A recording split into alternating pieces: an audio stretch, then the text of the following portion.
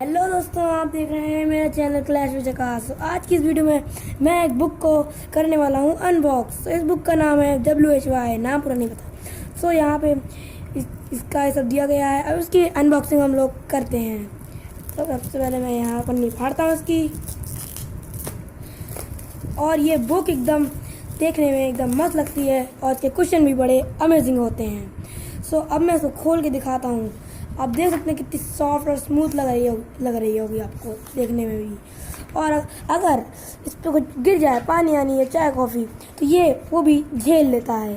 तो ये बहुत ही बढ़िया बुक है और आप भी इसे खरीदिए। ये इसका आज ऑफ़र चल रहा है और ये मिली है मुझे पूरी 300 रुपये में, जबकि यहाँ लिखा है 1295 रुपीज़।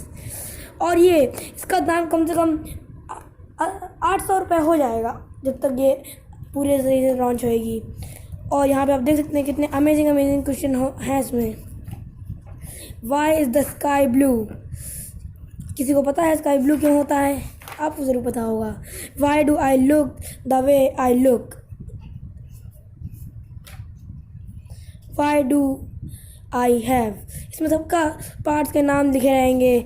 इसमें सब कुछ अच्छे से समझाया जाएगा। मैं आपको रिकमेंड करूँगा आप भी ये बुक खरीदिए, बहुत मस्त बुक है। Is why do we yawn? तो वाई डू वी ड्रीम? तो आज बहुत बढ़िया बुक है।